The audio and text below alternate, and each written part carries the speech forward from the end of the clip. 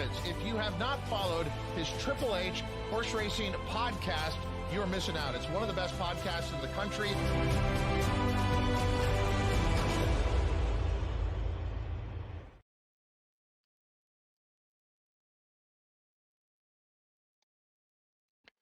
Good evening and welcome to episode 459 of Picks and Ponies right here on the HHH Racing Podcast. I'm your very proud host, Howard Kravitz. What an incredible show we have for you tonight. We're going down to the Bayou, to New Orleans and the Fairgrounds Racecourse for their biggest day of the year. It is time for Louisiana Derby, 100 points to the winner. For the Kentucky Derby, 50 points for second.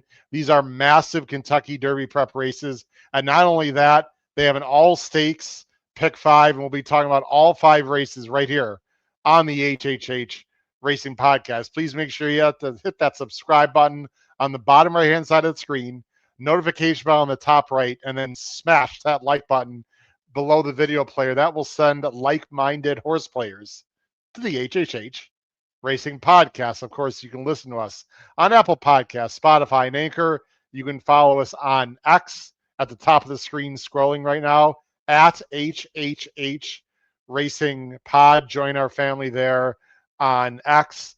And then, of course, subscribe to our tip sheet. I'm actually going to take that off the screen because I'm going to wait a little later into the show to talk about our tip sheet. The tip sheet last week, look, it would be selfish and arrogant to talk about it in general, but it was so red hot last week. How do we not discuss it? So just had a banner week on the tip sheet with a lot of people scoring. We'll talk about that a little more when I bring in my co-host there. And of course, we got a great website, hhhracingpodcast.com. The last thing I do want to mention, there will be unfortunately no Weekend Warrior show this weekend. As some of you know by now, I will be down live in New Orleans. I'd love to do some live a live show there and get some interviews and from jockeys and trainers live on air. But I will be getting some interviews and putting those on X, which is another reason why everyone should follow us on X. But we are not going to have a Weekend Warrior show. We have a lot of people on the podcast. Our hosts are busy this Saturday, and so we can't do a live show. But I will have plenty of audio and video that I'm going to post on X, and maybe we'll post some of that on our YouTube channel, and even maybe perhaps on our website. I'll talk to our good friend Pete Visco about that. All right, speaking of good friends and good co-hosts, let's bring on some guys that are also red hot right now. I mean, we've really done a nice job picking some winners for people, and we've gotten a lot of positive emails and whatnot, and that's really what makes me very happy. So let's bring on my two co-hosts. First, from the Commonwealth of Massachusetts, and hopefully a little more well-rested now that I believe the state basketball playoffs are over in Massachusetts, Mr. Paul Halloran. And from the East Coast of Maryland, maybe we should call him Mr. Pick 5 because he's been giving out pick 5s left and right everywhere, Mr. Pete Visco. Gentlemen, how are we doing tonight? What's up, fellas? Paul, my friend, what's happening? 30 basketball games in 20 days. Wow, I'm going to switch. We haven't had Paul on the top for a while. That's crazy, Paul. You need some load management, Paul, like the NBA. Yeah. And I'm dying and I started watching the NCAA tournament last night. Can't wait. Well, you know who won last night? I won. Howard, Uncle. Howard. They call him the mascot is the Uncles. The Uncles. Yeah. Let me tell you something. They should be ecstatic that the mascot's not like my ugly mug, Pete, because no one would buy any merchandise of our university. You might be a little light skinned to be the mascot there too. So yeah, that is true. I don't know if that'd be the best look for the Howard mascot. Yeah, probably not. Pete, I want to give you a shout out because I sort of accidentally gave you a little short shrift on an email to a lot of our wonderful viewers. You've been giving out pick 5s, as is Paul and myself, and you've been giving out a whole bunch of pick 5s. Under $100 pick 5s. The last one was last weekend that I think we all hit, if I recall, that paid nothing crazy, but over 700. What's going on with you, sir? Yeah, I don't know. I think it was they weren't all the caveman, so they probably would have cost a little bit more, but the ABC grid combination with the caveman that we give out on our tip sheet which you can see examples of on our website, shameless plug, has, for mine, have given out 4 straight weeks of pick fives. And some of them have paid. Actually, last week was the only one that paid a little bit more of a paltry sum. There was a 8,000 in there. There was a maybe or a 4. There was a 1,500, 1,400. So yeah, there was. You were red hot last week. So yeah, hopefully buy the tip sheet. Even use do whatever you want with it. But there's winners on there, so at least take a look at it. I mean, it's really inexpensive too. I mean, ladies and gentlemen, if you're like sick of us like promoting it, I mean, it's part of our job. We need to promote. That's how I pay these two guys who are. They're not cheap, by the way. I mean, they come at a high and justified, but they drive a hard bargain. I mean, like this just came through. I'll just show it. I'm sure this person won't mind. This just came through an hour and 10 minutes ago. Chris Taylor, welcome to the tip sheet. Just bought. There you go. Chris Taylor just became a member, so Thank you, person. Chris. So look, the tip sheet is fantastic. It's only a little over $5 a weekend. And I got to tell you guys something to kick this off here before we get to the fairgrounds. As much as we all enjoy hitting our own bets and making money, I know you guys feel the same way. I get much more pleasure in getting emails and texts and X posts like that happened last weekend. That's like, Howard, that was like the best score I've ever had. Thank you so much. Like, it's really heartwarming and feels really good, guys, when you help other people. And they've got to make the bet. So we just give advice, right? But people have to follow through on it and make the correct play, because handicap is one thing, betting is the other. But it is really cool, Paul, to see many people who don't make $1,000 with their bets score with a horse like Grittiness and and others, and Incredible and others on Saturday, especially the Virginia Derby. I agree. I 100%. We do like hitting them, and I play them. For better or worse. If people are going to listen to me blabber for an hour on Thursday nights, I feel obligated to play the ticket or some version of the ticket. And you want to hear one sad pick five story, Pete? Yeah, I love them. I have a couple, so throw one at me. Well, it's mixed. Better. So I'm sitting at the arena last Friday night, kind of in a lull in games, and I said, let me look where they are at Turfway.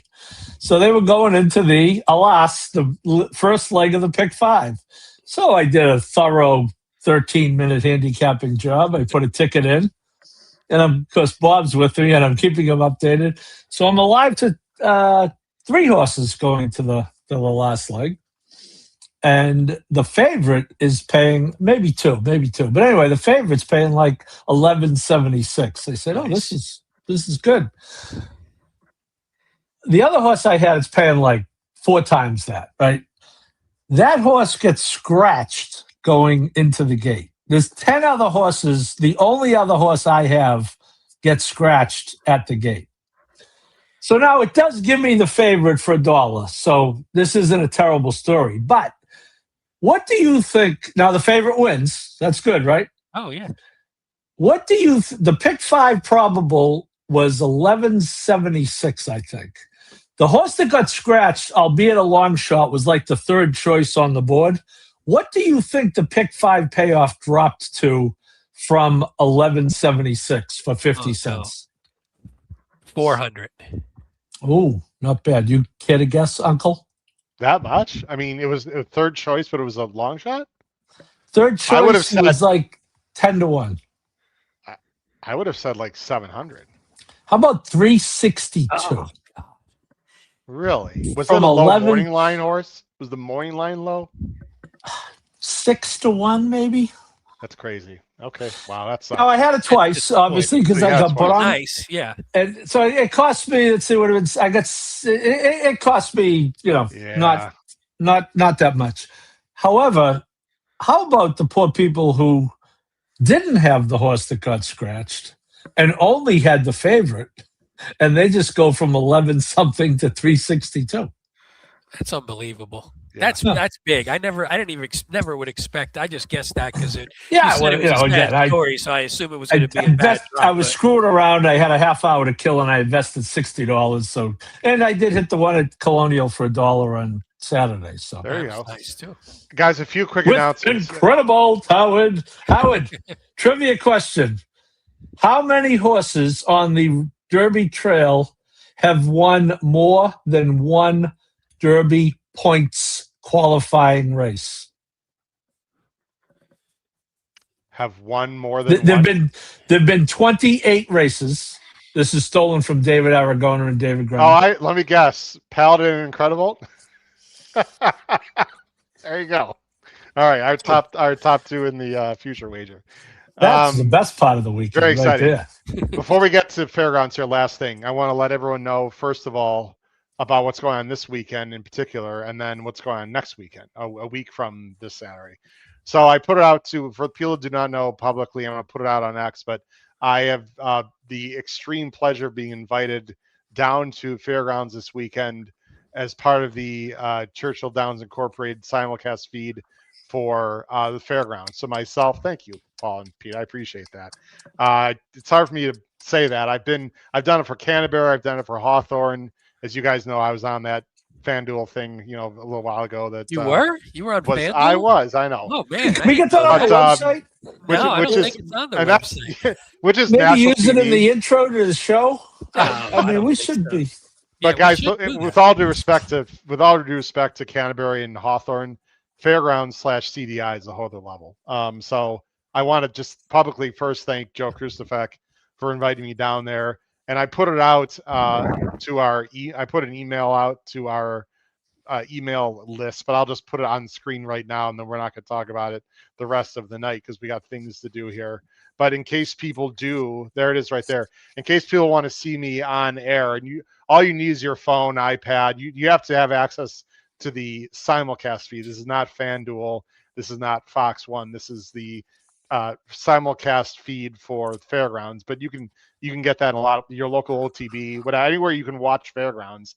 I'll be on Friday before race 7 and 8, and then Saturday I'll be on before races 4, 5, and Joe has put me on with him before race 12, the big one, the Louisiana Derby. Some of them I'll be with Kevin Kilroy hosting. Others Joe Kristofek will be hosting. But I'll be sitting behind the desk doing analysis, hopefully not making a fool of myself. And as you guys know, I'll be fully prepared and not nearly as nervous as I've been before, actually. So looking forward to it. And I also just put out there, just in case anyone's thinking, oh, this is, when is he going to be replacing someone? I have no idea what's going to happen in the future. This is just a unique opportunity that Joe has given me and CDI. I hope it leads to something. You never know. We've all had those kind of wishes for our careers that we're in, that something comes up. You're like, oh, this could lead to something big. And then it doesn't always work out that way. So I do not know, what's going to happen for me in the future. In terms of CDI, it would be amazing, and I would love to have that opportunity to work for them full time at this kind of capacity. Guys, that's what I always thought I would be doing in this business. Would be like, doing analysis on TV or, sitting behind a desk. That's what I think I do best. So I have no idea. There's a lot of very, very talented people there already. So they'd have to open up a spot, or someone would have to move on. Anyway, nothing is happening officially other than I've been invited down this weekend as a guest. So Howard, drop some banana peels around the desk. No, I don't think that'd be appropriate, but I hear you. And then last thing, a week from this Saturday, Dubai World Cup, guys. The Saudi show is tremendous. So the plan again is to have Davey Lane and Emma Kennedy a week from this Saturday. The Dubai World Cup, guys, card is a go, as far as we know. And actually, there are some U.S. horses that ended up going. Ben Tornado, Magnitude. Some ended up not going, but there are some U.S. horses that made the trip out there. Of course, we all hope everyone stays very safe. That is number one. But the card's going to go on. It should be great. Live show a week from Saturday. We do not have Weekend Warriors this Saturday. We couldn't get someone to host. So I will have some audio and video, guys, though, that I'm put on X, as I've said earlier, of some interviews and whatever. But we got a lot of people in the family that's busy Saturday, so we couldn't host a Weekend Warriors. All right, it's 7:15. We blabbed on enough. Let's get to what we're here for, which is handicapping the late pick 5 on Saturday. Guys are expecting about $1 million in the pool. First of all, for this all stakes late pick 5. It's not the very latest pick 5. Is there a pick 5 after this one, guys? I did see, because there's 2 races after. It'd be 10, 11, 12. It'd be in race 10. Let's see. Does it say in the Must be. program? It doesn't It's a say host, on the host PPs fail yet either. Yeah, no, it doesn't Well, even say on the PPs for yet. like 10, Well- 11, 12, 13, 14. Doesn't say. Yeah. All right. No, it Well, doesn't we say it. know there's an all stakes pick 5 starting in race 8. So that's what we're focusing on. They predict about $1 million in the pool, guys. And to me, it starts with the toughest race of the sequence by far. By far. And it's going to be a fun race. It's on the turf. The weather, by the way, is going to be absolutely outstanding down there. No concern. 80 and sunny. It's going to be absolutely beautiful.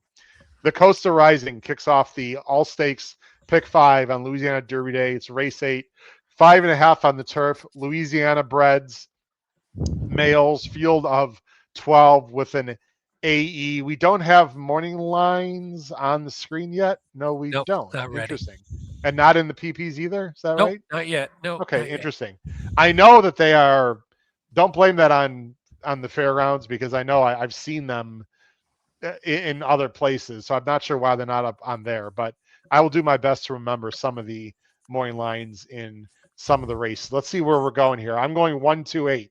Pete's going 1-5-2. Paul's going 5-10-3 to kick off the all stakes pick 5. Paul, let's go to Monsieur Candy, Louisiana bred. Of course, they all are. The Riv and Loveberry. Nice combination right there. What name comes to mind when you think of Larry Valley and Jareth Loveberry, guys? Uncle Phil? No? Two Phils? Two Phils. Two Phils. I thought There you were we go. being funny, so I wasn't going to say anything. But then I realized you were just being senior. But that's okay. Yeah, that's much more likely, Pete, at all times. Speedy gelding, Paul. What do you like here? Yeah, well, that actually, I have noted that it is Ravelli's only entry of the day, and we do know that he is very shrewd in placing. So that was part of it. I agree with you, Howard. I think the toughest part of this race is the number of horses who are not primarily turf horses. Yeah. So you're going to have to do some pedigree work and then still have some speculation. So ultimately, while I'll be using some of the others. I did go with a horse who is a turf horse, right? Has done all his major running on turf. Only 2 starts on dirt and out of the exactor in both. I think that he can really build off that last race. That race was the comeback race. I've got a huge layoff, just over 2 months. But Larry, whose percentages are high, pretty much doing everything, is 20% second off. I think Jareth is his main man. No disrespect to Colby Hernandez. This horse has run very well at fairgrounds, hasn't been able to win, but 3 seconds and a third out of 4. So I just think putting all that together, I wanted to go with someone with proven turf form, at least on the top line. I think I recall seeing something like 9-2-ish, 5-1 on this horse. By the way, you don't see these short comments too often. They're on the extreme right. It's hard to see. It's Rowdy post parade. The horse was a little bit rowdy, Paul, in the pre warm-ups. And he's already a gelding, so there's nothing left to cut. I don't know what to make of that. He's definitely fast, and he has a shot. I'm not as high on him as you guys are, but I understand it. He can obviously win the race. Pete, you and I are going to go with the rail horse who actually beat Monsieur Candy last time. This is the kind of horse, Pete, that I actually am usually against, right? Because he just ran a huge or not huge, but he ran a buyer top. It's usually the kind of horse that I want to, quote, see it again. But watching the replay, Pete, I know he got a perfect trip. He figures to get a very good trip again, and he ran better than almost anyone here. Well, he ran the best turf number of anyone in this field, and that was the first time that he was on turf. I just have a hard time believing he's going to regress here, and the presence of Jose Ortiz makes a difference for me also. Yeah, the thing that didn't worry me as much around what you're talking about is it's not like it was a huge difference from what he did on turf. So, or sorry, On what he dirt, did on right. dirt. So on True. dirt, he was winning races. He was getting similar figures, time form, buyer, whatever. So it's not like, oh man, this one went on the turf and just was that such an outlier that it's maybe unbelievable. I don't think in this case it was, because again, it just wasn't. It wasn't that dissimilar. Like he didn't get a great figure 2 back on the dirt, but he still ran a really nice race with a slow pace, and all that probably led to it. now you're getting for the first time in a little bit where he's actually running 2 races in a row. So hopefully he's very sound. I don't know if he had troubles in the past, and that's why he has so many stops and starts, but he's maybe sound, hopefully very fit. You see, by the way, his trainer, Joseph Phelps, 11 starts, 8 wins, a second, and 2/3. So he's having a relatively decent meet so far, 100%. Well, Pete, how about this? How about Pete for his career? I just looked up. He's only 147 starts in his career, 29% career. That's wins. Unbelievable. I'm sure. Yeah, I mean, I was not familiar with his full body of work, but apparently having his horses right now are a good thing, and I just think he can work out a really nice trip. I mean, there's not a ton of speed in here again, but he's closed into slow paces before. Yeah, thank you. You can bring up the time form there. It's not projected to be fast. I'm not sure I agree with this. But there's speed horses. There's horses who want the lead, especially when one's coming from the outside. So maybe he has to work a little harder. Maybe they push each other a little bit. So I think the race sets up, and having Jose, who's ridden this horse 4 for 4 wins with Jose in there. So there's just a ton for me to like. And you guys said it was the toughest race. This was my lone A when I went through, I label every horse A, B, C, or X. And this was the only one I labeled A. So when I looked at it, I was like, oh, I guess I must like this horse, or I don't like the others all that much. So this was sort of a standout for me. Yeah, I like him. By the way, I know what you guys are probably going to say with Mike Carmoli's comment. The ship has already sailed. What kind of cheeky comment you want to say to me about don't go Hollywood? On everyone. Hollywood Howard. That's good though. Hollywood Howard. Not bad. I appreciate. I'm looking at the comments right now. I mean, really, Sylvain, wish you the best. Living the dream. Yeah, thank you, Sylvain. It's what's funny, guys. I said I wouldn't say anything else, but I do have to say this. Kevin Kilroy was one of the first when he got the job at Fairgrounds. I don't know if you guys remember. We had him on the show pretty early in his career, and he was no one really knew who he was. I remember saying to him on the show, I almost pulled it up the interview that we had, like joking, completely joking at that point, which was only like a year and a half into our podcast because he's been there for about 4 he's been there about 4 years now. I was like, wouldn't that be crazy if sometime I was sitting next to you at the desk at a CDI track, and sure enough, pretty crazy. Anyway, 9 part I think it's got to be. I think there's more speed in the race, Pete, than it suggests. I think Strong Thomas is going to, sit a nice stalking trip and won't be that far off. I think Hey Jude might be going, guys. Blinkers on. Amos listed one of the last horses that he's going to be running under his name. It just, there feels like there's more speed. The other thing that should be mentioned as we move on, guys, to the next race. The rails are down. We talk about this every year at Louisiana, Derby Day. The rails are down. They have not been on the inner 4 or 5 paths, guys, for several weeks. And we probably remember a few years ago, there was this day on the turf a few years ago was major speed favoring inside buys because that's the nicer part of the turf course because the outer part of the course, guys, is a little bit ripped up at this point, especially as the end of the meet. So I don't know. I'm not saying you want to be on the lead, but I think you definitely want to be in the inner paths if possible on Saturday on the turf. That's been the trend. In fact, I'd rather be Blessed, who's a big price in the turf race later, upset this field last year in the Munez at like 25-1 on the lead. So inside paths where you want to be, Pete, on Saturday. On the turf. Yeah, which hopefully Jose can work that trip out for our one horse. We just stay on the rail and make a move inside, and it opens up beautifully, and we cut right through. I want to mention a bomb. We're going to move on, guys. Chad's Flashy Ways, the 8, who I think I saw 20-1. I know he's never been on turf. He's one of the few horses in this race that can pass horses. Vargas knows him well. And guys, with Catinas on the male side, which was purely a turf horse, including a stake horse, I know a lot of the Sibs have not been turf horses. I mean, Kingdom Way was, but that was out of an Animal Kingdom. I think the 8th, Chad's Flashy Ways, if things go crazy, could surprise here. I'm not worried about distance, and I think he's going to handle turf just fine. So that would be my sort of bomb underneath play. Chad's Flashy Ways, the 8. All right, guys, let's go on to the next race here, and we'll speed things up just a little bit. And let me get this up here. Here we go. Race 9. Guys, this race is absolutely fascinating. Really fascinating. We can talk about this race for half an hour, but obviously we don't have the time for that. Let me get it up on screen right now. Sorry, guys. There we go. New Orleans Classic, Grade 2. How about $500,000? $500,000 on the dirt. A mile and an eighth. A very elite, I would say, for this time of year at least, field of 6 with an absolute superstar, Louisiana bred, Touch Upon a Star, who's now 7 years old.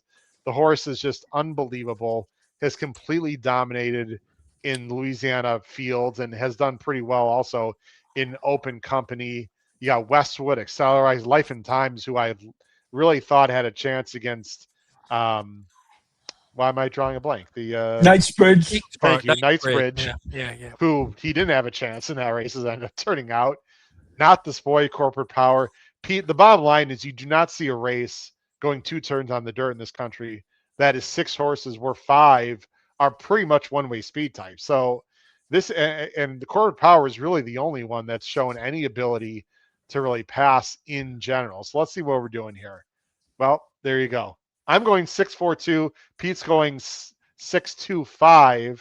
Paul's going 4.62. Paul, to me, it's a 2-horse race. And I don't like Touch Upon a Star here at all.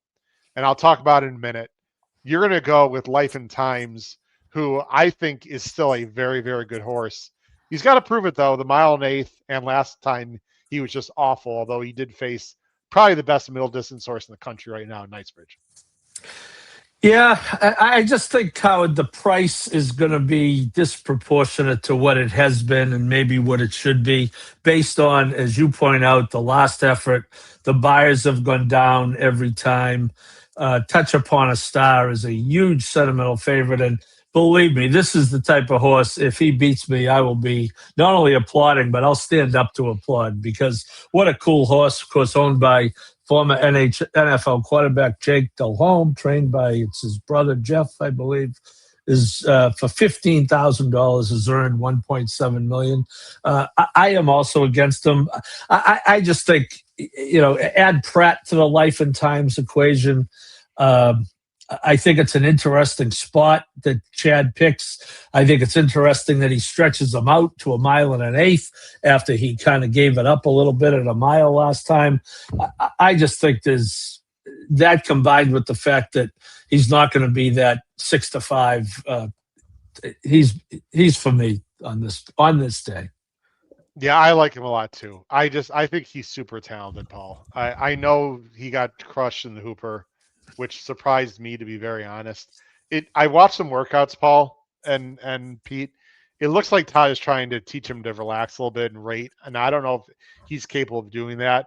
I'm actually, in a weird way, Pete, I'm less concerned about his ability to rate. I'm actually more concerned about the distance. I mean, you would think he'd get the distance based on breeding, yet Todd has never tried him beyond a mile. So I think if he's that good, he'll be able to rate. The question is, does he want to go this far into a fast pace?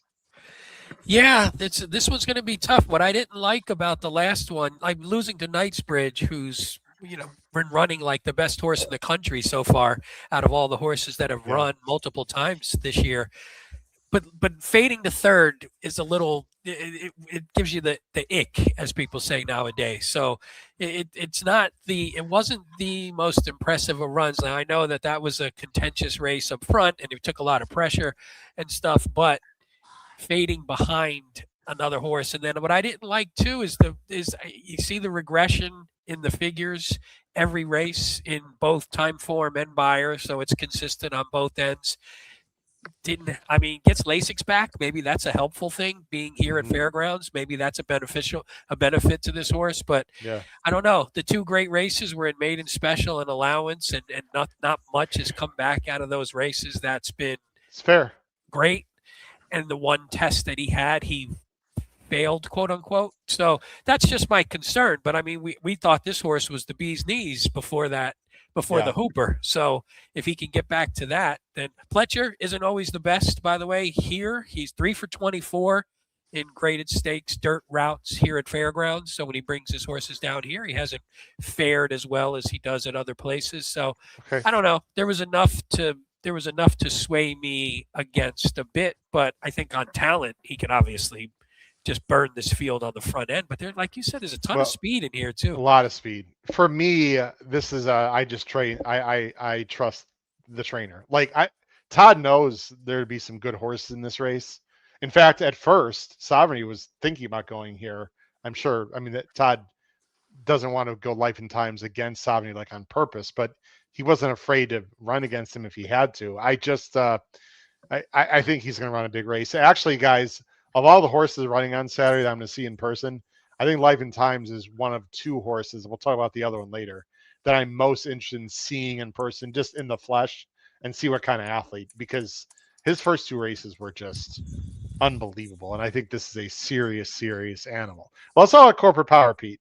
Pete, I'm so happy you picked this horse on top with me. I thought I was going to be made fun of. For some reason. When we still could be made fun of by Paul, but for other reasons. But yeah, for other reasons. But you know what, Pete? This horse is light on the buyers. There's no doubt about that.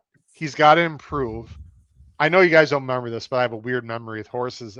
Not only did I bet him big in the Curlin in 2024, I actually took a stab at him in the Travers. I was completely wrong, obviously, in that race, and obviously he wasn't as good, and then he was off for a few months, so something went a little bit awry.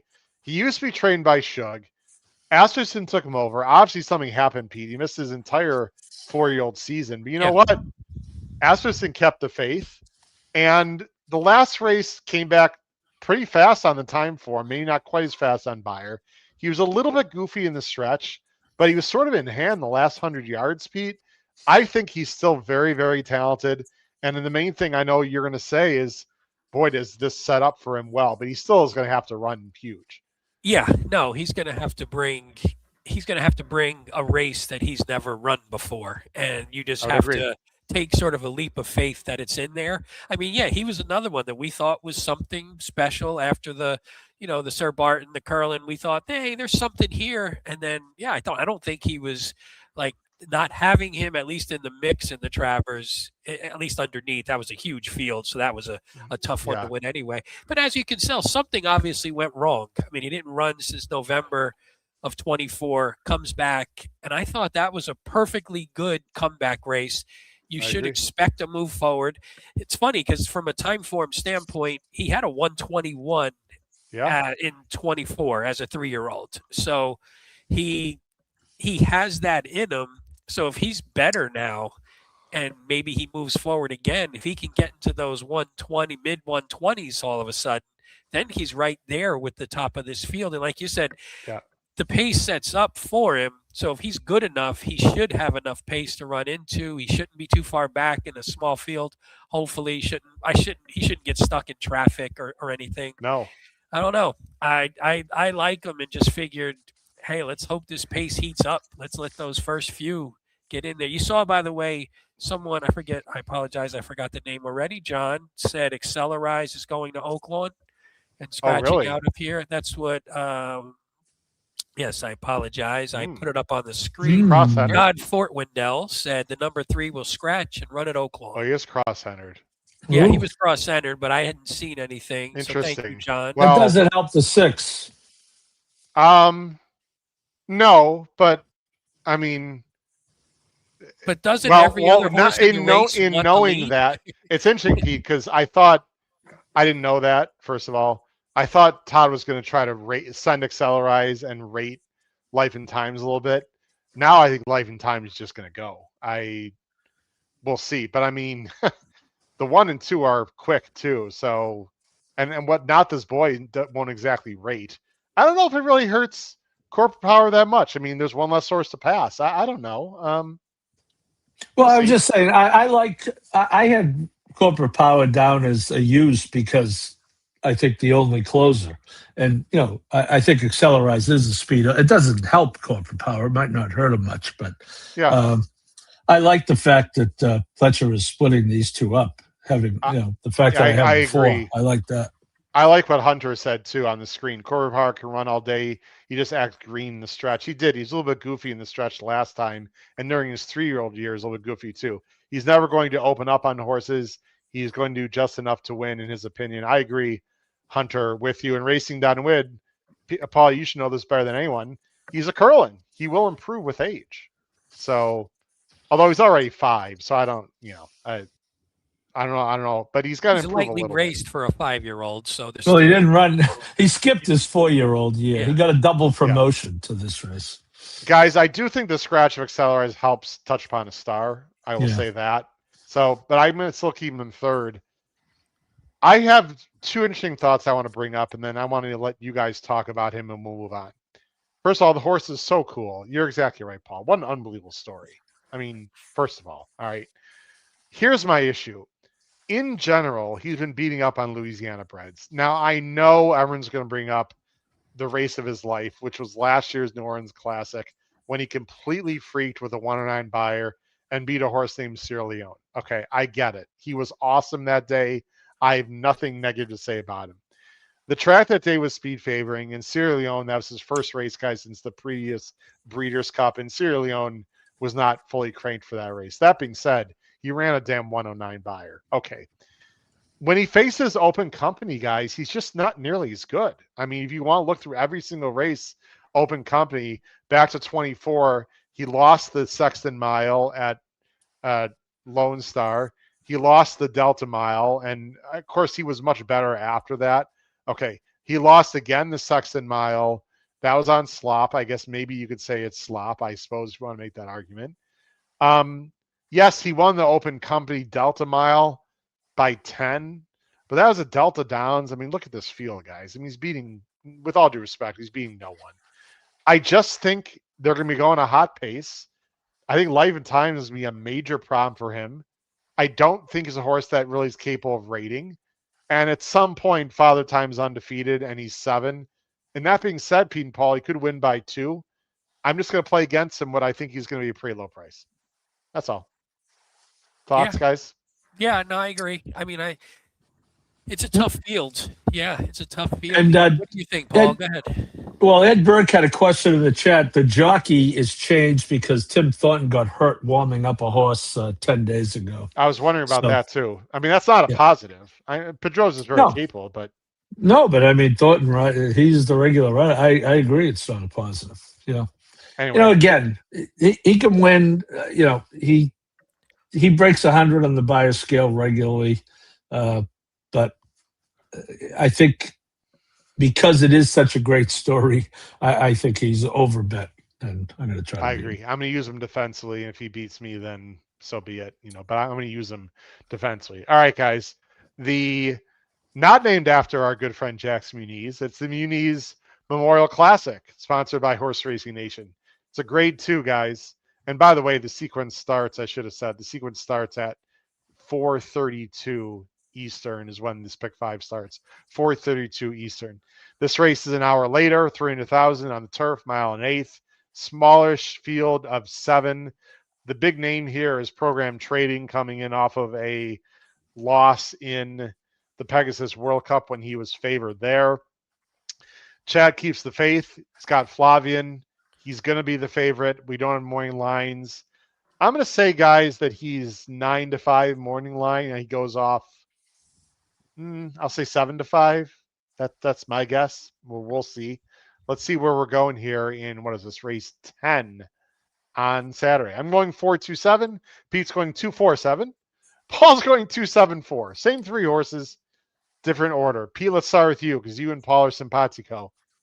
I know I loved Montador last time, and I won't say he disappointed, but I don't know. I thought he had every chance to win, didn't get the job done. I'm slightly down on him, although I do have him second. You guys should have come back with this improving, I believe, 4-year-old for Stidman Gaffleon. Yeah, it's funny because I go the complete opposite way. I thought almost everything went wrong in that race for him. And really? Yeah, because I mean, first of all, he was just rank really early and it's not replay worthy, so you don't have to put it up on the screen, but he was just sort of rank early. He just looked uncomfortable. And then coming into the lane, he just got boxed in down the lane. He got out late, and Laganos just got a better trip and got more of a clean run.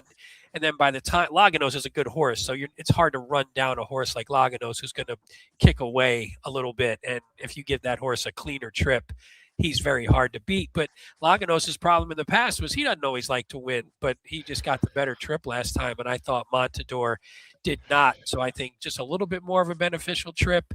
The problem is there's not much speed in here, so hopefully Tyler can keep him a little closer and get him loose. And I think he can turn the tables there, at least on Laganos. And then I don't really like program trading very much, so I hope he goes off 8-5. But I think Montador could sit sort of that same mid-pack stalking trip and maybe just turn him loose a little earlier. And I think he can get there. We don't have replays to show. I hear you at the beginning part of the race. I felt like Pete Montador wanted to get to the outside in the stretch and just he didn't really get boxed into me. Just the winner sort of Laganos sort of floated out a little bit, and Montador was forced to come inside of him. Maybe that's not what he wanted to do. At least that was my initial thought. But really, I thought for most of the stretch he had every chance to go by and just not only did he not win. I 100% disagree. So okay, I mean, well, we'll find out. We'll find out. Well, I mean, it doesn't mean he's going to win the race, even if he gets a better trip. So whether he wins or loses doesn't matter. Whether that trip wasn't beneficial, but I think I watched it multiple times and just thought, hey, I think he just didn't get. Maybe it was Tyler too. Maybe Tyler. I'm not a Tyler guy, so maybe Tyler just wasn't. Maybe he wasn't aggressive enough or decisive enough to get him in the spot that he should have been in as well. Well, yeah. I mean, whatever. I mean, doesn't mean Pete's right now I'm wrong or vice versa. It depends on Saturday. I don't know. I was going to pick him on top, Paul, and I don't know. This is usually the horse I pick, but I'm just not going with him this time. I could be very wrong. Well, as far as the last time, I mean, you said he had every chance to go by, but I mean, he was sixth at the stretch call, and Laganos was leading at the stretch call. So, I mean, I thought he wasn't. Yeah, okay, I know that's what. I mean, he wasn't. He wasn't a mile back. He's only 2 lengths back, though, Paul. But he's still got to go by 5 horses. He went by 4 of them. The field sort of spread out. Okay. Anyway, I don't want to keep arguing about it, but I hear what you guys are saying. I respect. Paul are 100% right. You just need to go back and watch the replay. Okay. Really what's happening. All right. All right. I'll just leave it at that. People make their own mind. Look, I've got him in second. I mean, I'm going to use him as an A, obviously. I think the main thing that we want to mention to everyone, and Laganos is a horse that doesn't win a lot, and so I'm sort of surprised I'm picking him. Maybe I'm wrong here, guys. I thought he ran really well, and I think this horse also wants to be in the outside, and he's going to get a better trip in theory than Montador here. So I don't know. I'm not sure where the 100 came from. He did run a 104. Maybe they've just figured him out. I don't think he's that. I mean, he beat most of this field last time, so and did it by 2. So I don't know. We'll see. I think what we want to share with everyone, guys, is that we're sort of against program trading. I think we talked about in our group chat, Paul. Your boy Test Score and my boy One Stripe beat him last time. Maybe program trading didn't want Gulfstream, but I gotta tell you what, I thought he was semi-awful last time, even though he lost by a length and a half. He had 0 excuses, and Chad doesn't have his horses like short, so he might bounce back and win this race, but I don't know, man. I don't know about him anymore. I was very disappointed with that effort in the Pegasus, Paul. Well, I agree with that, and I was dead set against him because, as you pointed out, I was on Test Score. But I do have the feeling he's going to run this race, and I'm going to have a hard time verbalizing it. It's second off the layoff. I think there are plenty of horses who don't take the Gulfstream turf. Chad runs a lot of his at Tampa. We've talked about that. I don't know. I've been against this horse. As you may have heard, he ran second, thank God, to Rhetorical back in October. I have never mentioned that. I just got a feeling, Howard. I'm going to put it this way. I am not a fan of this horse, and I'm using him as an A in this race. So, but you know what I do like about him, Paul? I think this longer stretch is going to be good for him. He's got really long strides. He's not he's a little more grindy. I think you'd agree, right? He's not like a quick twitch, like find a hole and explode kind of, or it takes him a while to get going. Maybe that tight turn at Gulfstream when he was on the inside just didn't play well for him. Maybe the lusher grass might help him. I don't, Pete, I'm really confused on this horse. I'm going to use him, but I sort of feel like you, Pete. I just rather go a different direction here. Yeah, he's a tough one to figure because you always because it's Chad and Pratt, and you always just expect him to run well, and Klaravich, and then he doesn't run great. Chad here in Fairgrounds, it's a very small sample size for him. He's only 1 for 8, 2 for 8 hitting the board in graded stakes turf races here at Fairgrounds. So for some reasons, his horses don't fire as well here. He had 3 in 2025 that came here, and they all ran off the board at like 5-2 and lower. So he's brought good horses who've taken money and haven't run well here before. So it wouldn't shock me if he does again. I don't know.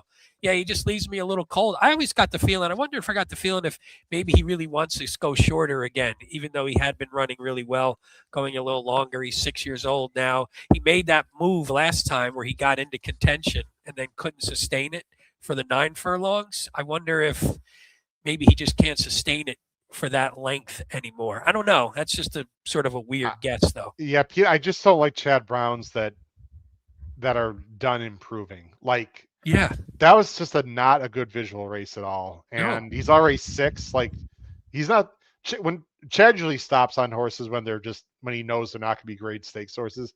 The fact he keeps going with them, you would assume he's going to run the big race, the $1.5 million race on Derby Day. But I just I don't know. It's going to be very interesting to see what happens. All right, guys, let's go on. Well, we got Paul's had to leave. Paul stepped away for a second. Let me just take him off the screen. We'll get him back on when he comes on here. And I also want to do this with the banner. We got a lot of people, by the way. Paul's back in there. He's back. We got a lot of people in the chat with comments. You're muted, Paul, by the way. So whatever he's trying. It's like a hit, Pete. I go away for 30 seconds and I disappear. You're Gone. off. Yeah, you're just off. Jesus. Let me read some comments, guys. I forgot what program training did last time. Did he run on Peggy's? Yes. We just talked about he was that. entered. He was entered. Yeah, Triple A for Montador. Right. So I guess Chris agrees with you, Pete, on the trip, and maybe smart. and Paul as well. Let's see. Philippe thinks the 4 looks scary. That was Laganos, right? Okay. Chris agrees. Oh yeah, he was horrible on Pegasus Day. I mean, horrible. He only lost by. Hey, Paul, you see in the chat there, the Nets have 24 points against OKC at halftime. That's pretty embarrassing. Whoa. There you go. I'll put that on the screen for Felipe. Sorry, off topic, but that's pretty rough. I don't care if you're tanking away. They're 24 at the half for an NBA team is pretty ugly. Bad. All right, guys. Last 2 races. Fairgrounds Oaks. Here we go.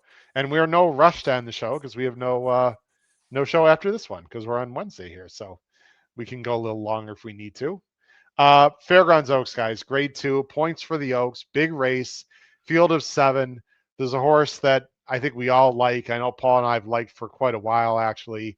And that's the Godolphin runner, number 5, Bella Ballerina, who was in a tussle last time off the layup. It did get the job done. We're all going with the 5 guys. Bella Ballerina. I'm going 5-6-2.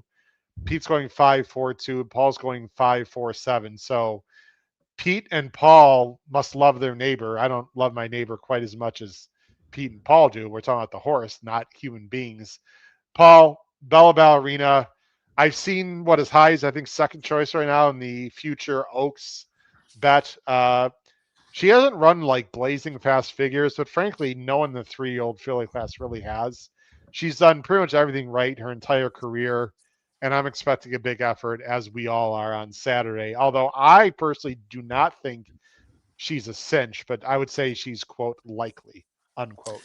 Yeah, you know, Howard, I was listening to Kevin Kirstein, not Kevin Kilroy, but yes, another one of your CDI partners, yes, Kevin Kirstein, on Steve Bick today, and I paid no attention to the last future pool last weekend, other than I was rooting for Incredible to get in the gate for my earlier future bet. But I got to tell you, this horse is at 7-1 in the Oaks. I would bet this horse at 7-1 in the Oaks right now. If I were paying attention to that pool, I would bet this horse at 7-1 all day. I think like her the more Oaks than is, Explorer, by the way. Yeah, I think it's a different story. You know, you get 20 horses in the Derby, and you still have a ton of preps. And anyway, this is my Oaks horse. Nothing clever, undefeated. A half to Pretty Mischievous, who won the Oaks.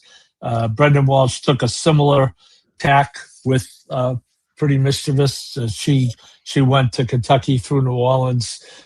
Tyler's the regular rider.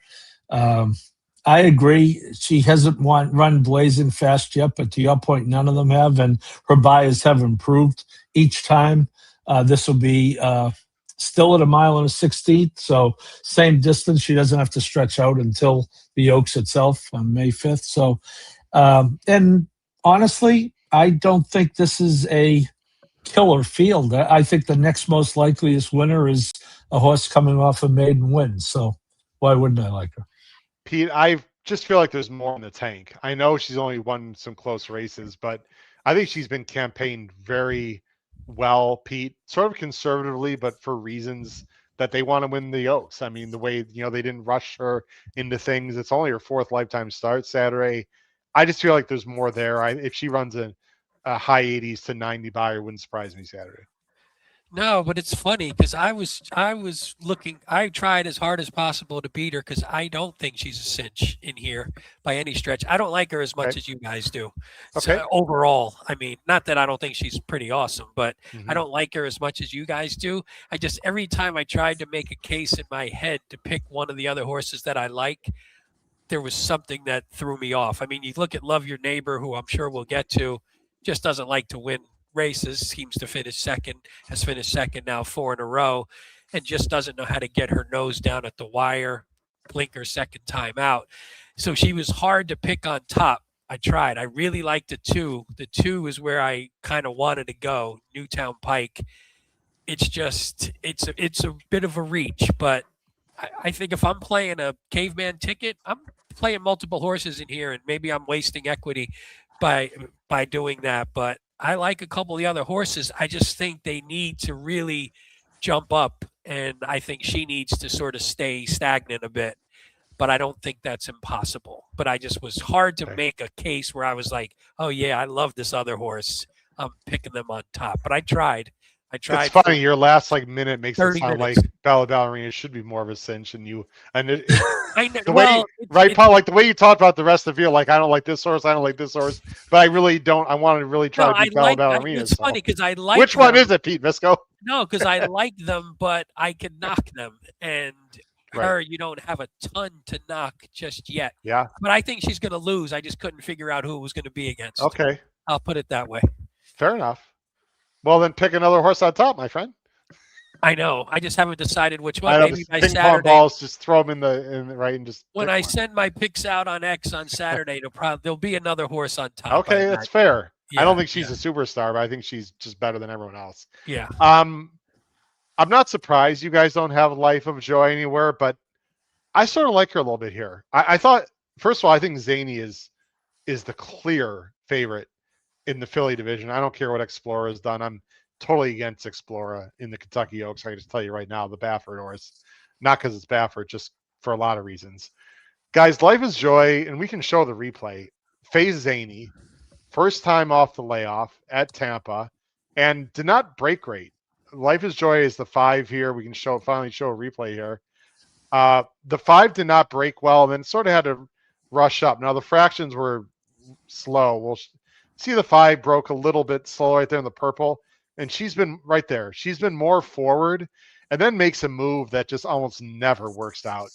She makes this wide middle move. I know they weren't going very fast, but it's still a wide middle move. I'll go ahead and show you. She's right here. She's 3 wide, guys, in no man's land, right? Like actually being sucked back a little bit. And then the jock smartly realizes they're going slow. And you can see her here, guys, on the outside in the 5. She makes this middle move. Meanwhile, Zany, who is the big favorite and a monster, is right on her flank and sort of pressing her also. So not only did she move earlier than she probably wanted, she's got the huge favorite sitting right to her outside. And I thought she battled. I mean, you're not going to get a crazy fig because they went 49-2 to the half. She's right here. I know Zany goes by. I guess you can say relatively comfortably. She's a little goofy. I like the way that Life and Joy sort of stays on a little bit. I know she wasn't winning this race, but I thought this was a decent effort off the layoff, all considering right there. And there's Life of Joy. And Pete, I agree with you on this field. Like other than Bella Ballerina, I mean, I don't know. I don't love a lot of horses. I thought Newtown Pike is coming out of a really weak field, although Search Party came back and ran well. I like her because she's a closer and there's other speed in the race. The 1 has no chance. The 3 might not even be going here, Maximum Offer, but I'm not sure how good she is. Love Your Neighbor's got second-itis and doesn't like to pass. Love and Trust wired the field, but was a very slow on the lead. Maybe she's better. I know some people like Cherie a little more than I do. Love and Trust. I don't know, guys. I think Life of Joy is the fuzzy in the race. That's my opinion. Paul, you got Cherie in third, by the way. Yeah, I think this horse has some promise.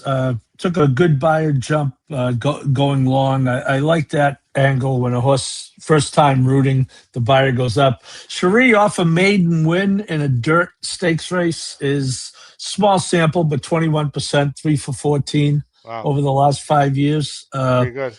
So, yeah, this is her main people, the Belladonna racing folks. I think this horse is the second most likeliest winner. Really? But I think there's no doubt who's going to win. And I got to tell you what, after watching that replay, Howard, I'm not going to lose any sleep when I bet against Zany in the Kentucky Oaks. I'm going to sleep fine on May 4th. I'm sorry, when do you bet against who? Zany. Oh, Zany. Yeah, I'm going to sleep just fine. Goofy. Yeah, she's good. Okay. I'm going to sleep fine. May 4th, I'll be the one sleeping just fine. She is the Oaks favorite right now. Hopefully you're sleeping on a pile of money too, Paul. Hopefully that would be ideal. On Thurby money, Pete? On Thurby money. That would be fantastic. She was goofy in that race, but that was her first. I'll just show Zany. Yeah, no, she's good. But I just, again, she's good. Okay. I like her a lot.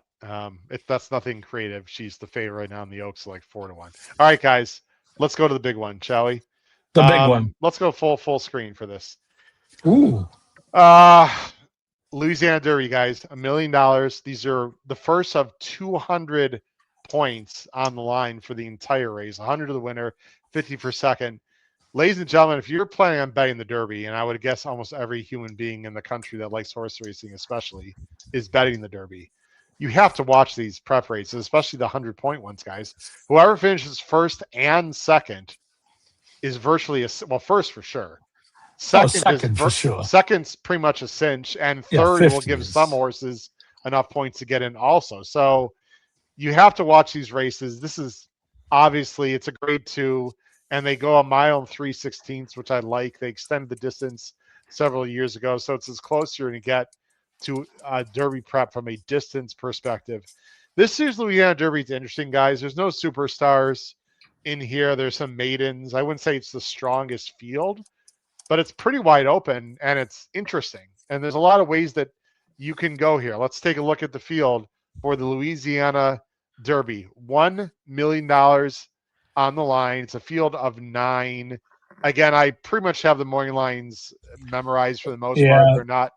We got to talk about Howard. We have to talk about the morning line in this. I know it's like the weather, and we don't like to. Oh, usually you guys poo me talking about morning lines. Yeah, but there's one that is so absurd. Go ahead, Paul. And I think we have.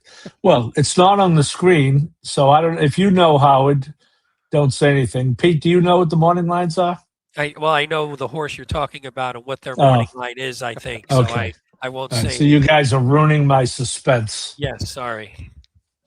Emerging Market is 6-1 on the morning line. If this horse Howard goes off at 6-1, I'll walk down there to join you to bet this horse. And look, I get it. We say it all the time. It's a difficult job, but that exhibits a lack of touch with reality, making this horse 6. I mean, it's Chad Brown. Coming off a 97 maiden win, a race that he doesn't really have to win, but he did win and puts up a 97. Again, I'm not saying the horse is a cinch here or whatever. I'm saying that there is a 0% chance this horse goes off over 3-1, and I think will be under 2-1 and might be closer to even money. Really? Yeah. You think he'll be like 7-5 or something? I think no more than 9 to 5 is my opinion. Wow. So you, Pete, do you think Emerging Market will be the favorite post time? Oh, I think so. It's a bad field. I mean, I think definitely it'll be Okay. the favorite. I think the field's kind of stinky for a 100-point Derby prep. So I think Emerging Okay. Market people bet buyers, right? People bet ones and buyers a They lot, do. and this one has a little bit of both. And Well, Pete, let's go to your horse first. Golden Tempo. Is it 7-2 morning line, Paul, on Golden Tempo? I think That sounds about right. Yeah, that sounds about right. I This horse- couldn't get past the 9. Yeah. I And didn't by the pay way, this is attention to the others. this is a race I'm going to be on with Joe Christopher, so I better know what the hell I'm talking about on Saturday on air, and I will. I got to do a little more deep diving still. Golden Tempo was the bee's knees after his main win. It was super impressive, Pete. He won the LeCompte, closing well into a pretty hot pace.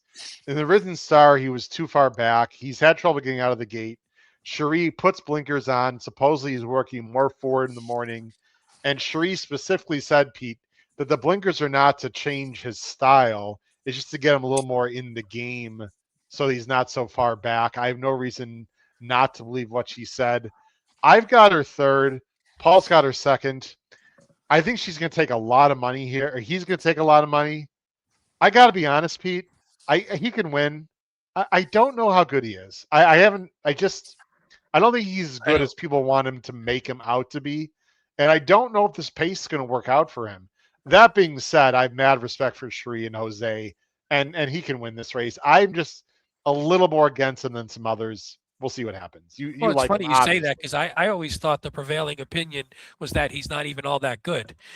That was the sense I get from listening to other people. So I feel like people. Well, he's lean been more bet like people like him. Maybe it's the closer thing. I don't know. Well, but he's been bet. It's not like wasn't the favorite in 2 out of his 3. So it's not like he's getting killed down to like super. It's not like he's odds on in these races. But no, I he's agree with you. sexy on paper because he comes from far back, and people like that. Well, and closers are always. I mean, we saw that you're one of your favorites, Sierra Leone.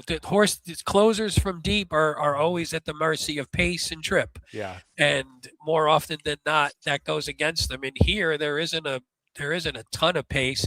My hope is that the blinkers going on, and he likes this track, obviously. The blinkers coming on keeps him a little bit closer, and now we're going a lot further, and I'm not worried about him running and being able to run late. Some of the others in the race, maybe I'm a little more leery of them running their best late, and sometimes that's enough to propel a horse, even if the pace is against him. Just him running his best late when others are sort of stumbling home a little bit, maybe that's enough to get him home. Cherie, by the way, first time blinkers for 3-year-olds on dirt, 1 for 16. I checked that because I like the horse. That wasn't so great, but I think this is the kind of horse that could benefit. But again, if he's too far back and he's in dead last and there's no pace, he's going to hit the board again and not win. Matt said he's not sure it's a bad field, but certainly doesn't feel like one that is star-studded. The trainers did a nice job placing their horses here to be in position for big-time points. I agree with that. Golden Pete, could I add to that? Could I just add to that Cherie stat, Pete? Yeah, what do you got? If you make it graded stakes, it goes to 1 for 3.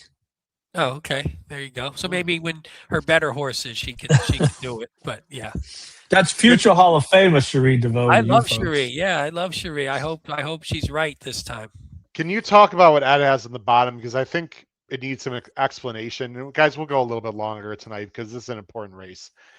Ed Burke is pushing back a little bit when I said, which is Ed says if he isn't so far back, isn't that changing his style? Pete, thoughts on that comment? I mean, I think it's a little bit semantics maybe, but I don't know if they're necessarily changing his style. Maybe he's the kind of horse, and you have to know the horse a little bit more intimately, I think, but maybe he's just the type who just can't get going, and they're trying to get him going, but they can't.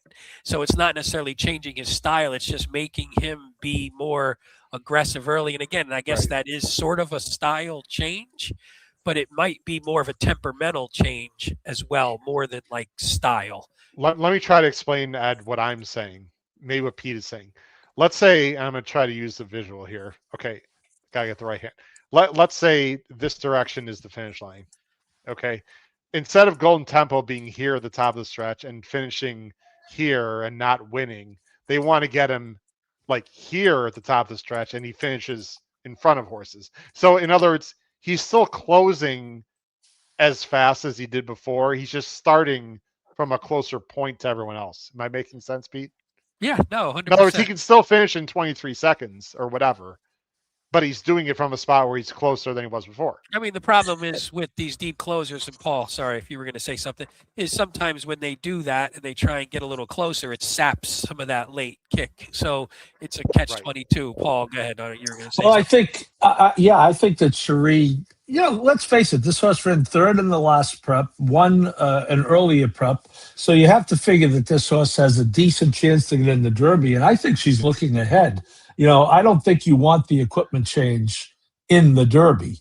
So she now has the option after this of staying with it or not. And the other thing, as far as style, we know that it is tough to win the Derby from behind unless it's a total disaster like the Rich Strike race or the Mind That Bird race. But, in general, you really need to be in touch with the field come the far turn and definitely the eighth pole. So I think this is much a case of Cherie looking ahead to the next one as it is what's going on in this race. We are getting some pushback in the chat. You know what? I love it. Bring it on, people. Yeah. From Ed Morales. Go ahead. Why don't you read that, Pete, and I'll let Paul comment. Yeah, Ed said, aren't you guys violating several racing truisms? Something about maidens going against winners and horses doing something new for the first time. Go ahead, Paul. You like talking about that. Well, that's an emerging market. Let's go to emerging markets. Yeah. That's where he's sort of leaning his point that he made, Paul. Yeah, well, let me say a couple of things. There are 3 other horses in this race. 4 of the 9 horses fall into that category. Okay, right. So he is going against winners, but not 8 other winners, just 5 other winners. Really That's number point. 1. And number 2, another racing truism is speed, and he has the highest buyer speed figure in the race. So I get it. But the other thing we have to know is, when a lot of these, quote, truisms, and I'm a dinosaur, admittedly, but when a lot of these truisms were developed, they were, for example, running horses more often than once every 2 months. Okay. Right. And not running only 2 Derby preps or so right. Yeah, I think it's a fair point. I agree. I love the viewer engagement, but and again, we'll talk about the 9. We really haven't. I just think that it's, to Pete's point, it's you have to look at the field when you take those right. Into account, those sayings or those points into account. Here's his main win, Paul. What say you? Emerging market. I say, again, first time out, I think it was probably more than Chad was looking for. He did grind it out. I will, Howard, I'm going to give you a couple of stats that you can feel free to use in front of the nation and feel very bright when you talk about this race. You showed the last race. Horses in that race, coming out of that race, are 0 for 5 with an average buyer drop of 6 points. Okay? That's and I'll give you another negative stat on the horse that I think is going to be under 2 to 1. Chad Brown off a maiden win going into a dirt stakes, wins at 14%. While that is not bad, but it is bad by Chad Brown's standards. It's much lower than his overall percentage. Hey, Paul, I got a real funny one for you. Chad Brown, second-time starters with Lasix coming off on dirt, 0 for 15. And so, but I also had one. This is a really in the weeds one. Well, why is this horse coming off Lasix in Louisiana? I don't know. I mean, that's weird, right? That was weird to me, unless it's a misprint. I thought you could use whatever you want in Louisiana. Guys, no one has Lasix here. No one here does. Oh, yeah. That's right, because it's a graded stakes. Right? Graded stakes. Paul, duh. Yeah. Yeah, those are good people. Howard's going to sound really intelligent. And Howard, we do not want any attribution. We just want people to think you're the smart one. But Okay. but generally, Chad, he's 4 for 11 wins, 8 for 11 in the money with male second-time starters who broke their maiden on debut, going straight into graded stakes on the dirt. So when he does this, he's successful. So he knows, he places them well. I mean, it's Chad Brown, so that's not a surprise, but he places them well when they break their maiden this early and they're going straight into a graded stakes. Pete, Yeah, Christopher, this Christopher good led point. me like leading a horse to water. Christopher leads me exactly what I want to talk about. And I mentioned on the tip sheet. First of all, I'll just say this, guys. This is my play of the day on the tip sheet, emerging market. And I understand what everyone is saying, including Ed Morales and Christopher and all of our great viewers and listeners in the chat. And Paul and I could be wrong. You know what though? This horse has a little grittiness to him, and I'll explain what I mean. He's not gonna be 36 to 1, obviously. Here's my point, guys. For Chad to put this horse in this race, he must feel really, really good about this horse, because he always said all along, guys, that Canaletto was more of a Preakness horse. I have not heard him once say that about this horse. He thinks this is a Derby horse, guys. He's bred to go long. He's got Candy Ride and Empire Maker, for God's sakes, on the dam side. I love the gallop out in his debut, but maybe more important, even than the 97 buyer, guys, when Power Shift didn't run well, of course, that's the form line everyone's going to talk about, including what Christopher said here at the bottom of the screen, and I understand it. Power Shift to me was a little more rank in his debut against Emerging Market. He was a little less mature.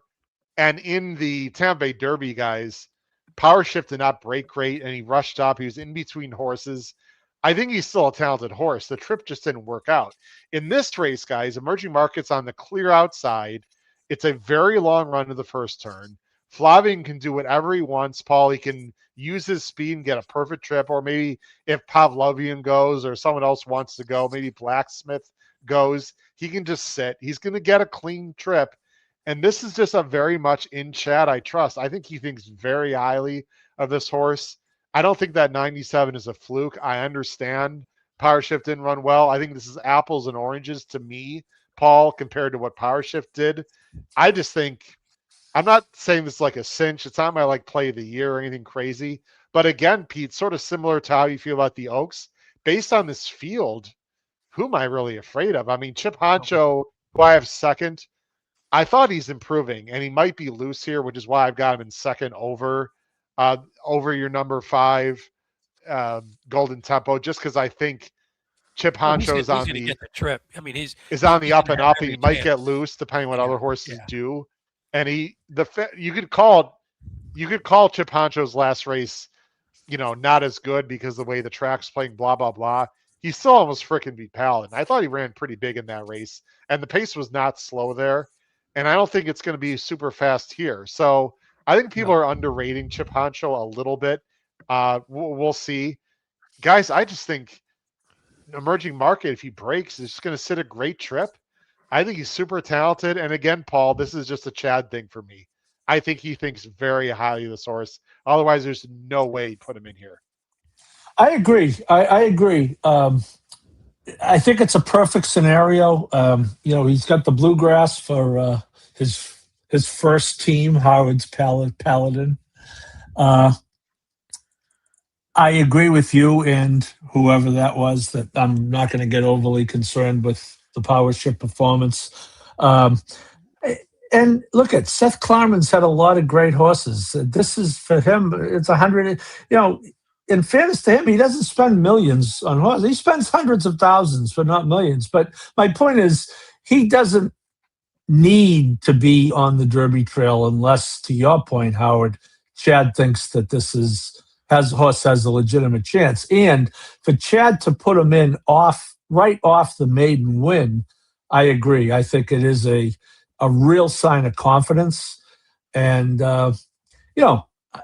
I just think Pete started us off. I think Pete, maybe it was the Oaks you were talking. The field, neither field is going to scare anyone away. And I don't think that really matters to a guy like Chad, but he certainly couldn't have been upset when he saw the way this field came up. Wait, before you go to Pavlovian, can I just say 2 last things on Emerging Market? Please do. And whether you care about this or not, His time form was a 109 for that debut. So Yeah. if you had an 89 buyer, would people look at him a little bit differently?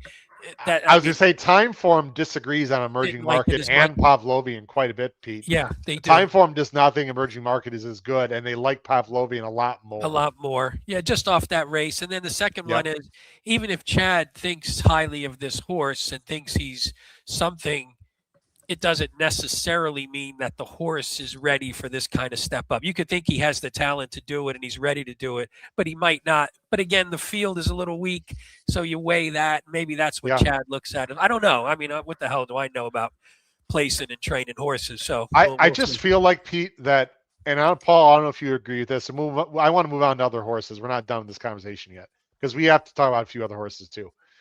If emerging market was not as special as Chad thinks, Paul and Pete, don't you think this would be like a Lexington Stakes at Keeneland into the Preakness or into the Peter Pan and then into the Belmont? Like, this is just a very, very aggressive move for him.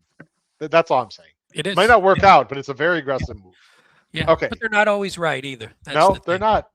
Guys, I don't think Pavlovian's impossible. And Ryan Anderson loves this horse. Of course, he works for Doug O'Neill, so that might be part of it.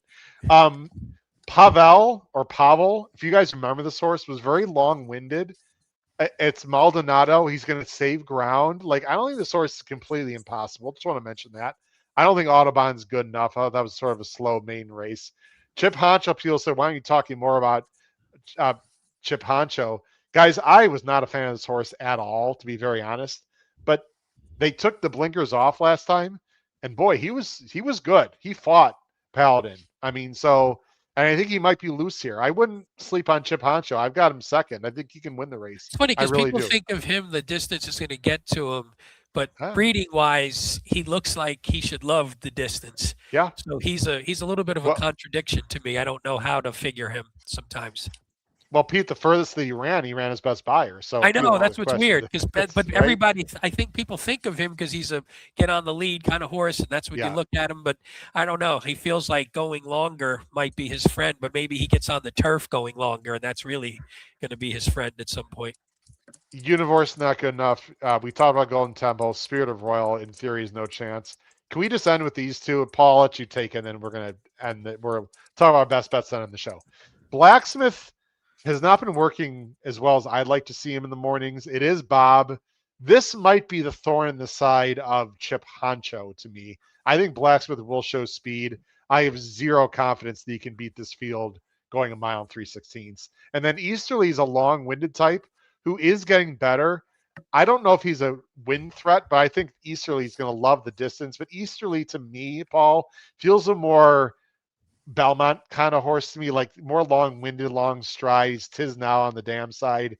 I don't know if he's good enough to be in the Derby or win this race, but I like his prospects more going forward after the Derby, like late summer Travers. Your thoughts on Blacksmith and Easterly, and Pete and I will shut up and let you talk, and then we'll talk about our best bets.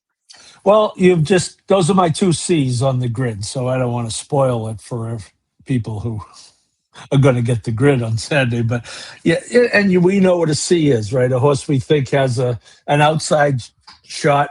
Don't necessarily like him on the win line, but if you happen to be alive with all the A's, you want to have them on the ticket. And I look at both of those horses, both coming off maiden wins. I look at both very similarly. I did read, Howard, to your point, I think it was Aragona, that he was really unimpressed with Blacksmith's last work, or one of his last few works.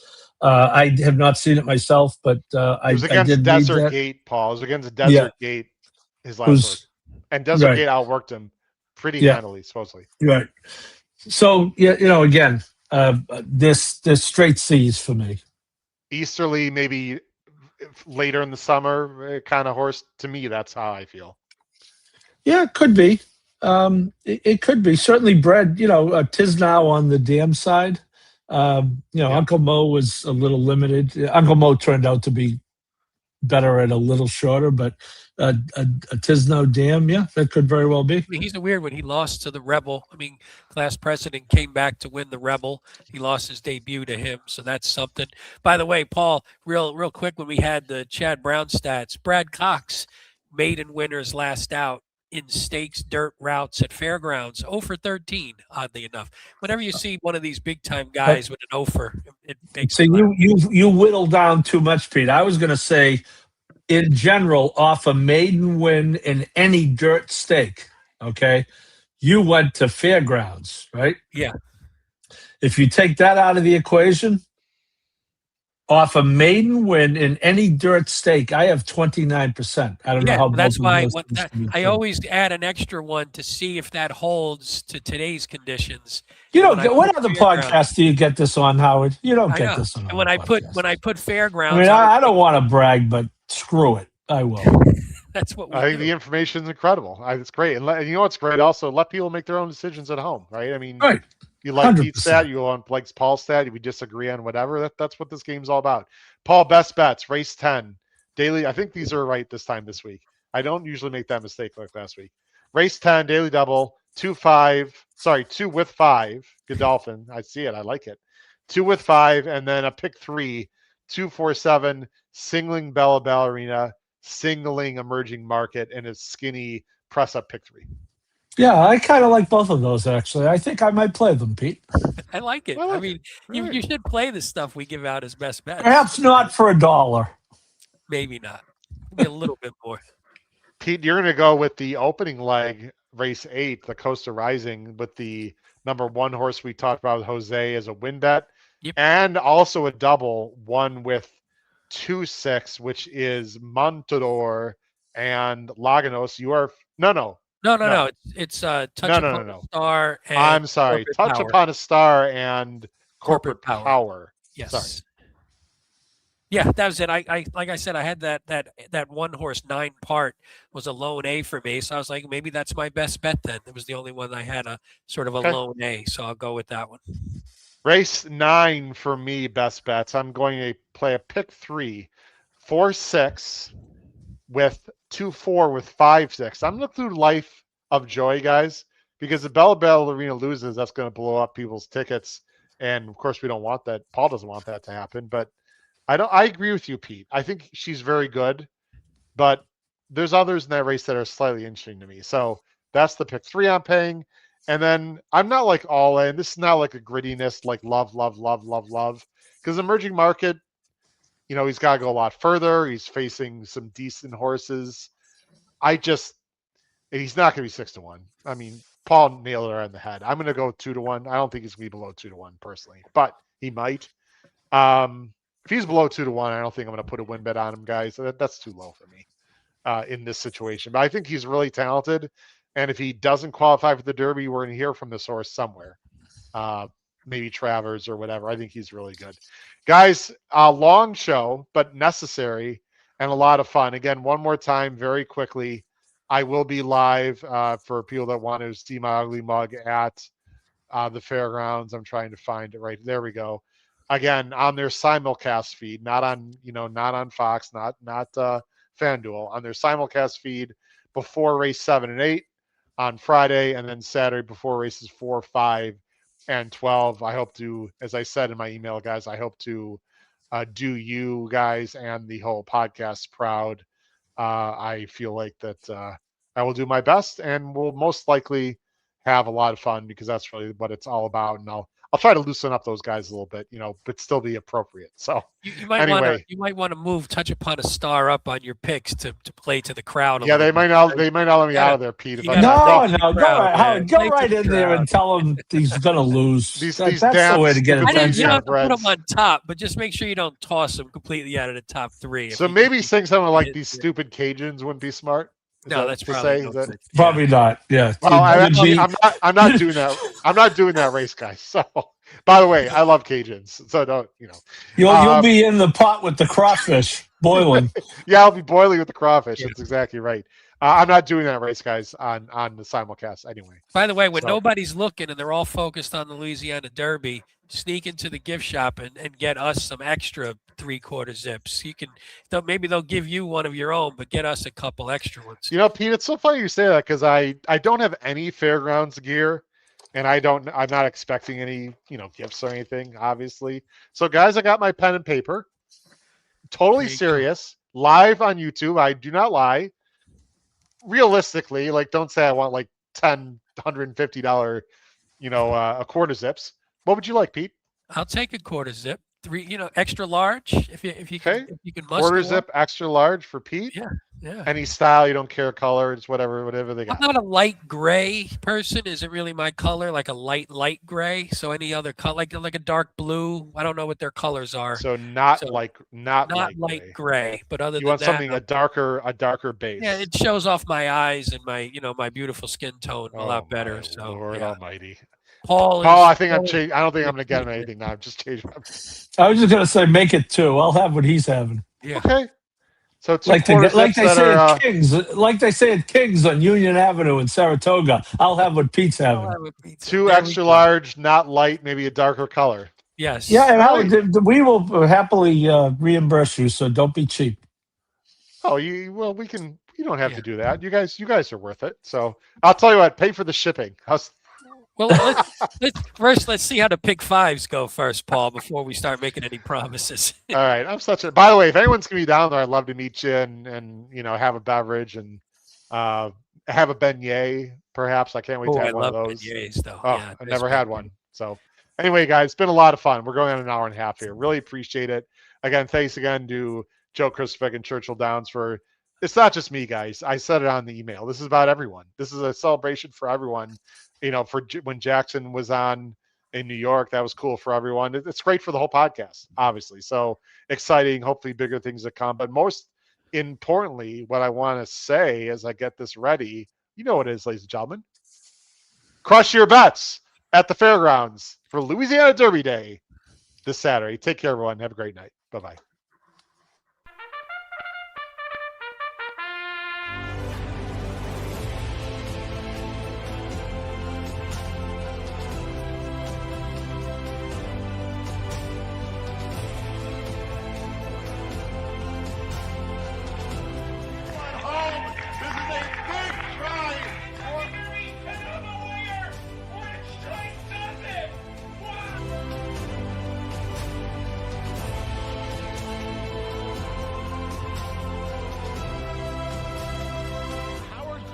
If you have not followed his Triple H horse racing podcast, you're missing out. It's one of the best podcasts in the country.